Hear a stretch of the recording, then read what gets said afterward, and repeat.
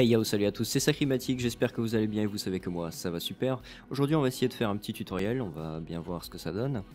En mode direct live, c'est-à-dire sans trop de montage comme je fais d'habitude quand je commente mes speed art. Et on va bien voir ce que ça donne. Si vous avez des commentaires à faire sur la vidéo, sur ce que je fais, sur le tutoriel en lui-même, vous pouvez vous exprimer dans les commentaires comme toujours. Aujourd'hui qu'est-ce qu'on va voir? On va voir l'effecteur simple. Déjà, on va expliquer un petit peu ce qu'est un effecteur. Alors, un effecteur, ça se trouve ici, dans MoGraph, effecteur. C'est pas pour rien, c'est parce que les effecteurs que vous voyez ici sont exclusifs à MoGraph. Exemple, je peux pas l'utiliser sur un objet lambda. En fait, si, mais ça, on le verra plus tard. Mais à la base, ils sont pour l'effecteur, l'effecteur sont pour MoGraph. On va faire un petit test sur, non pas un cloneur comme je m'apprêtais à faire, mais sur un mot texte. On verra bien mieux. On va lui mettre des paramètres très rapides pour que ça soit plus agréable. Néo, j'aime bien Néo. Alors, ici on va ajouter un effecteur simple. Alors déjà, comment on ajoute un effecteur? On a deux manières. Soit on clique sur le mot texte, on va dans MoGraph, effecteur simple en l'occurrence. On peut voir que ça l'affecte, on va voir pourquoi après. Soit vous pouvez aller dans votre mot texte, selon ce que vous voulez affecter, ligne, mot ou lettre. En l'occurrence, moi je veux lettre. Ensuite, je vais dans MoGraph, effecteur simple, et on peut voir qu'il y est. S'il n'y est pas, on peut le faire glisser, tout simplement. Et on peut voir que ça l'affecte. Alors, on peut voir que ça l'affecte, mais pourquoi? Dans l'effecteur simple et dans paramètres, on peut voir ici que position est cochée, échelle et rotation. Pourquoi? Par défaut, Cinema 4D dit l'effecteur simple a une position de plus 100 sur l'axe Y. Faut savoir que, et ça je vais vous donner une petite astuce que on dirait pas, mais moi j'ai mis du temps à voir ça, c'est que si comme moi vous galérez avec les couleurs pour savoir à quoi correspond quoi, parce que là c'est simple étant donné que c'est une scène de base, mais quand on a beaucoup de choses qui bougent un peu dans tous les sens entre guillemets, c'est moins simple de se repérer avec les axes. Il faut savoir que chaque objet garde sa propre axe, son propre axe, et de cette manière c'est pas forcément facile quand on veut augmenter, ici en l'occurrence l'axe Y, alors que le texte est un peu à une légère rotation ou autre, ce sera pas exactement l'axe Y, c'est-à-dire qu'il va s'adapter au texte, et de cette manière c'est pas aussi simple. Ici vous avez les mêmes axes que vous avez ici, et surtout ce à quoi ils correspondent. C'est-à-dire que vous avez Y, Z et X. Y étant la hauteur, X étant la largeur, et Z étant la profondeur. Moi j'ai un petit plan mémotechnique, c'est pour les gamers un peu, c'est avec la manette de Xbox. Avec la manette de Xbox, sur les touches de droite, où vous avez en haut, il me semble que c'est en jaune, ça fait longtemps que j'ai pas joué, c'est Y, et à droite ou à gauche c'est bleu et c'est X. Il me semble que c'est à gauche et à droite c'est B. À gauche vous avez X, c'est-à-dire que vous avez X à l'horizontale et Y à la verticale. D'accord? Et tout ce qui reste c'est Z et c'est la profondeur. Mais ça après ça s'apprend très vite. Mais je vous file un petit plan mémotechnique, j'espère que ça vous servira. Moi ça m'a pas mal servi, semblant de rien. Même si c'est un petit peu une astuce qui fait pas très professionnel, ça marche plutôt bien. On revient à notre effecteur simple donc. Ici on peut voir que ça augmente de 100 cm sur l'axe Y. On est d'accord donc que ça fonctionne et que c'est comment dire, et que ça a un effet sur notre texte. Si je le mets à 0, donc il est au sol. On peut remarquer qu'il est au sol. Qu'est-ce qu'on a d'autre? On a l'axe X, donc comme avec notre manette de Xbox, c'est bon, on est repéré. et l'axe Z qui reste donc pour la profondeur. On est d'accord. On a échelle aussi. On va voir ce que ça fait. On peut voir donc que ça modifie simplement l'échelle, c'est très bien nommé, sur l'axe X, c'est-à-dire donc sur la largeur. Ça va modifier la largeur du texte. On peut voir que ça va l'agrandir. Y, ça va augmenter la hauteur, comme on a vu. Et Z, la profondeur. Voilà. On a aussi une rotation. Et c'est là où on va remarquer que c'est pas le texte qui bouge, mais bien chaque lettre, comme on a demandé tout à l'heure. Donc une rotation sur l'axe H, je sais pas pourquoi c'est H, P et B, moi je dis X, Y, Z. C'est parce que c'est un segment de rotation, j'imagine, et qu'il y a plusieurs axes. Bon. Bref, et on peut voir qu'on peut le faire sur plusieurs rotations. Donc ça c'est cool, mais à quoi ça peut servir? Par exemple, le plus commun entre guillemets, c'est de faire ici une échelle uniforme. Une échelle uniforme, qu'est-ce que c'est? Au lieu de, si je veux mon texte de moitié, je fais moins 0,5, moins 0,5, moins 0,5. Voilà. Ici, j'ai en gros mon texte qui est réduit de moitié. En sachant que 0, c'est la taille initiale, moins 1, c'est rien du tout, c'est-à-dire qu'il sera tellement petit que ça ne se verra pas, et 1, ce sera 2 fois plus grand, il me semble. On va tester ça ensemble. 0, on devrait avoir la taille initiale, d'accord. Moins 1, on devrait ne rien avoir. Nous sommes d'accord. Et 1, théoriquement, ça devrait être 2 fois plus grand. Mais comme c'est par lettre, elles s'entrecroisent, entre guillemets. Elles se marchent dessus. Pour éviter d'avoir à... Quand on fait une animation pour faire apparaître un texte, par exemple, au lieu de modifier ces trois paramètres, on peut cocher échelle uniforme. On peut voir que ça nous donne un seul paramètre que l'on va modifier, et on peut voir qu'en fait c'est comme si nous modifions les trois paramètres précédents, sauf qu'il y a un seul paramètre. C'est exactement pareil, sauf que quand on fait une animation, exemple, je veux le faire apparaître, je mets moins 1 puisque de base je ne dois pas le voir, je suis à 0 dans ma timeline d'animation, je coche échelle, que je rappelle avec CTRL, clic sur le petit bitonio, et ce sur tous les paramètres dans tout Cinema 4D. Si vous voulez mettre une clé d'animation, si vous pouvez déjà en mettre une, il y aura un petit point comme ceci, vous faites CTRL, clic, ça vous ajoutez une clé d'animation. Je vais à 90 et je mets une échelle de 0 pour avoir une taille initiale. Et je fais CTRL, clic pour mettre une clé d'animation qui est ici. Je fais lecture et on peut voir que mon texte apparaît. On peut d'ailleurs souligner qu'ici on voit bien que c'est bien lettre par lettre que l'effecteur a un effet. D'accord, mais je veux dire, c'est pas un effet très intéressant. Vous allez me dire, bah ouais, Sacrig, mais en fait c'est pourri, ta gueule. Et c'est vrai, c'est un peu pourri. C'est sympa si vous débutez, etc. Mais nous ici on veut quelque chose de légèrement plus poussé. Pas forcément de quelque chose d'énorme, mais un peu plus poussé quand même, parce que franchement nous on a la classe, on est d'accord. Bon, alors qu'est-ce qu'on va faire? On va faire un petit effet sympa de base avec un texte qui apparaît dans le sens de lecture.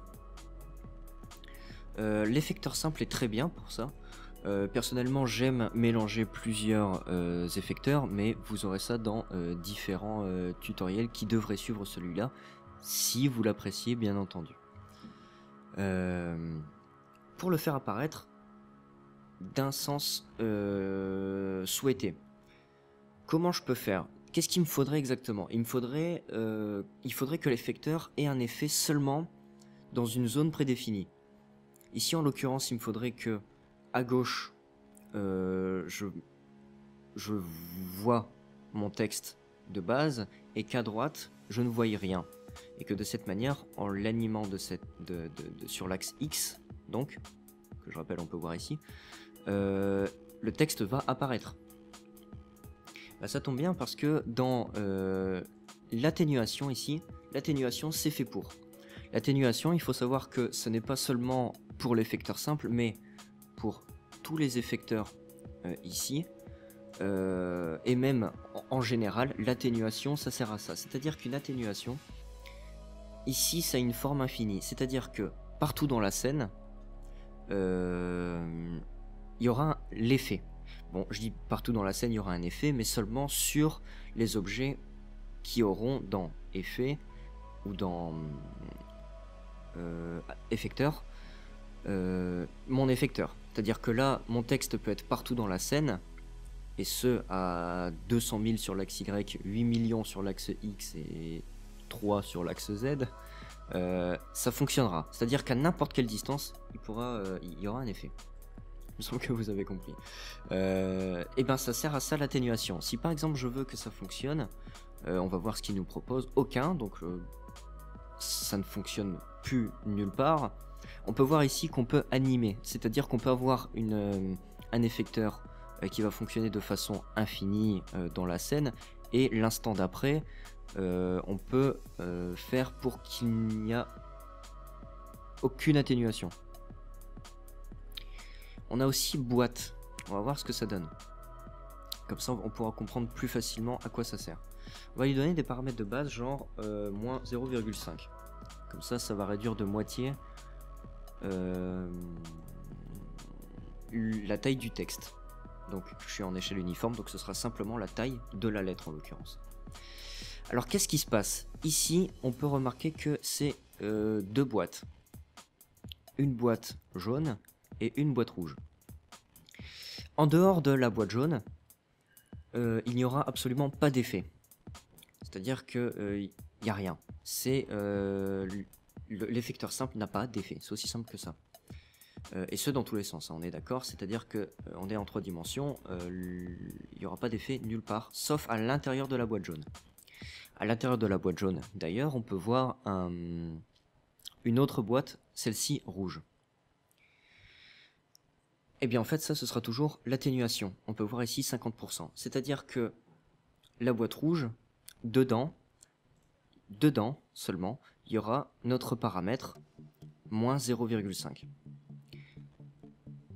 Entre les deux boîtes, donc entre la boîte jaune et entre la boîte rouge, c'est l'atténuation. C'est-à-dire que ça va passer ici de 0,5 au bout de la boîte. On va mettre comme ça, ce sera plus simple.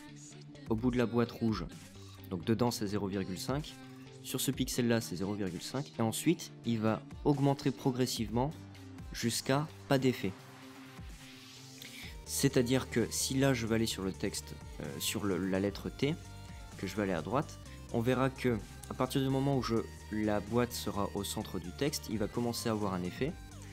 Plus je vais aller à droite, plus il va se réduire. Et une fois au milieu, il fera pareil, mais à l'inverse. Idem pour X, à ce moment-là, il va simplement se réagrandir en taille de base que je lui ai donné dans le mot texte, puisque l'effecteur simple n'aura plus d'effet. Ici, on va tester et on peut voir que ici, mon T se réduit jusqu'à la boîte rouge, et mon X c'est la même, c'est-à-dire qu'il était dans la boîte rouge et il part dans la boîte jaune, donc c'est l'atténuation, donc là il augmente progressivement jusqu'à pas d'effet, qui est donc sa taille initiale, et ce en 3D, c'est-à-dire que je peux le faire comme ceci aussi. Cette boîte, je peux l'augmenter, je peux la mettre par exemple très grande, on va dire à quoi correspond cette taille, c'est X, généralement c'est X, Y, donc ça devrait être la hauteur, et Z. Bon, la hauteur on va pas la toucher, moi j'aime bien avoir des valeurs, comment dire, j'aime bien avoir des valeurs pleines, comment on dit, mince, bon c'est pas grave. Ici on va mettre 500 par exemple, et on peut voir que je peux faire une animation pour que mon texte ait une atténuation dessus sur l'effecteur simple. Vous pouvez imaginer ça en 2D et vous pouvez imaginer ça comme un tuyau. Si vous remarquez, c'est que en fait le texte va rentrer dans la boîte jaune, va se réduire pour pouvoir passer dans la boîte rouge, et à l'inverse ici il va se réagrandir. Bien sûr ça fonctionne parce que dans mes paramètres j'ai moins 0,5, mais j'aurais très bien pu mettre par exemple 2, c'est à dire que là il va s'agrandir au contraire, et à ce moment là l'image ne fonctionne plus. Mais si vous avez un doute, vous pouvez savoir que si je mets un truc qui réduit, on peut imaginer ça comme un tuyau. Voilà, et donc on peut voir que ça fonctionne sous une certaine, sous une certaine zone en 3 dimensions. Mais on a un système qui est plus simple pour faire l'effet de base que je voulais faire, qu'on voulait faire tous ensemble. D'ailleurs, je ne vous l'impose pas du tout, hein, non, non.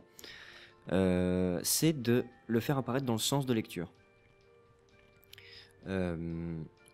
Ici, au lieu de boîte, et donc ici on a capsule, hein, donc on peut voir un peu toutes les atténuations. C'est simplement une capsule que l'on retrouve comme dans les objets paramétriques ici. Hein. Ici on a capsule et ça, cette forme là. Bon là bien sûr je l'ai bien, si je mets 100, 100, 100, voilà, on voit bien que c'est une capsule. Qu'avons-nous d'autre?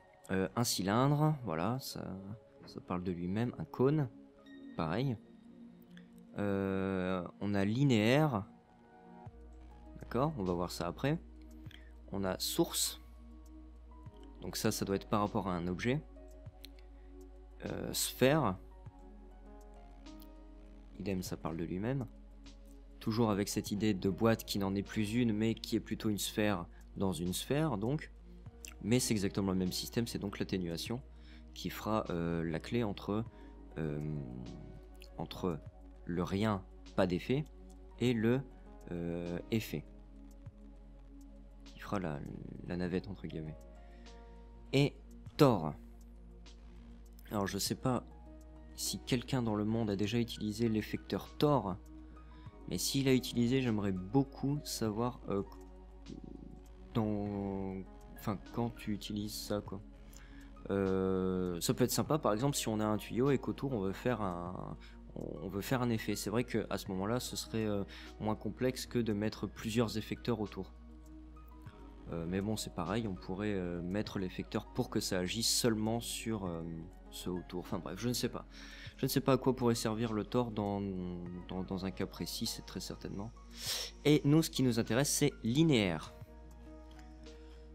Alors dans linéaire, qu'est-ce qui se passe? Alors on peut voir ici que ça fait une espèce de boîte, sauf qu'ici il y a une espèce de flèche. Bon, on va la mettre à l'endroit. Et on va l'agrandir un peu. Et on va le faire passer dans le texte. Et ça, c'est exactement ce qu'on voulait. C'est-à-dire que à gauche, là en l'occurrence il se passe rien. Et à droite, il y a un effet. Donc là j'ai juste à le faire passer, j'ai pas besoin de faire une très grosse boîte pour faire passer mon texte dedans. Il n'y a pas besoin, c'est-à-dire que là ce sera dans toute ma scène sur toute la longueur là-bas, c'est-à-dire que je peux le mettre par exemple là-bas, ça fonctionnera. C'est pour ça d'ailleurs que la boîte n'est pas fermée. Ça fonctionnera très bien.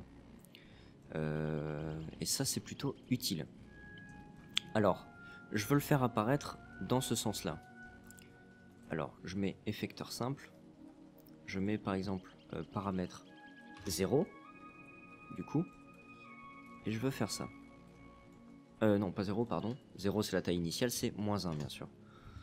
Si bien vous suivez.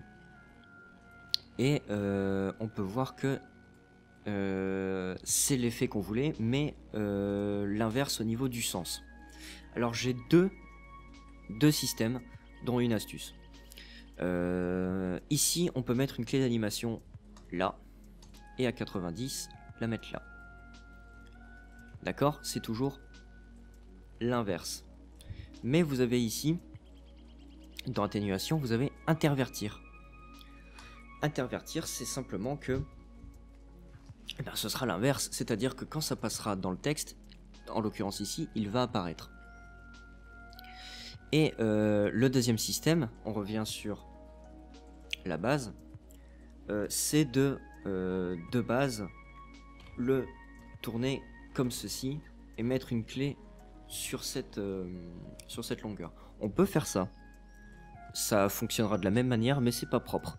C'est-à-dire qu'on a le truc intervertir, et si par exemple vous avez déjà des clés comme ici, si je fais lecture, enfin je vais même faire juste frame suivante, on va voir qu'il va se remettre en position de base. Pourquoi? Parce que l'effecteur simple, et par défaut quand on met une clé d'animation, on met sur 4 choses différentes minimum. On met sur la position, l'échelle, la rotation et les paramètres. Les paramètres étant en l'occurrence ici. C'est-à-dire que si je fais CTRL-clic pour l'échelle et mettre une clé d'animation sur l'échelle, ce que je pourrais faire, mais là en l'occurrence ça ne nous convient pas, c'est pas ce qu'on veut, je veux dire, et bien à ce moment-là, il va prendre en compte les paramètres. Et ici, c'est une clé d'animation pour les paramètres. On peut décocher ici. Mais quand il y a déjà les clés sur les 4, à ce moment-là, au lieu d'aller dans une timeline, une autre timeline qu'on verra plus tard, parce qu'à ce moment-là, on va rentrer trop dans les détails, mais à ce moment-là, il vaut mieux utiliser ce petit outil intervertir quand il y a déjà des clés et qu'on veut l'inverse. Et bien à ce moment-là, on fait juste intervertir. Ça va juste inverser l'effet au niveau de... là, en l'occurrence, au niveau du linéaire. Voilà, donc c'était plutôt ce qu'on voulait. Bien écoutez, on a eu ce qu'on voulait. Maintenant, qu'est-ce qui se passe? Maintenant, on va désactiver l'effecteur simple. Et puis on va faire un texte. On va faire un petit peu genre un espèce de template. Et puis on va mettre par exemple, je ne sais pas, au hasard, sacrigmatique. C'est pas mal, je trouve. Sacrigmatique.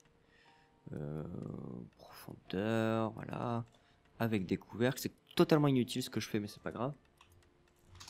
C'est pour vous montrer que si j'active l'effecteur simple, là, mon pseudo est trop grand. Les caps aussi d'ailleurs. Voilà. Je vais l'activer. Et on peut voir qu'ici, il y a le S qui est dedans. À ce moment-là, c'est très simple.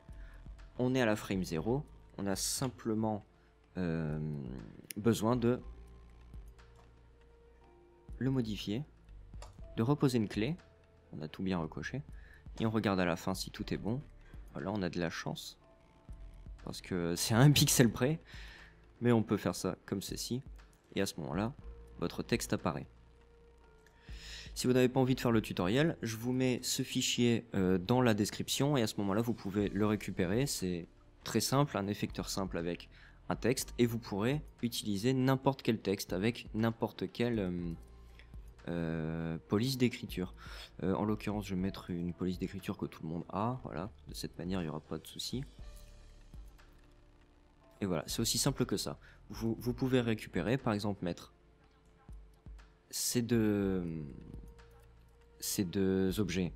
Vous faites Alt G,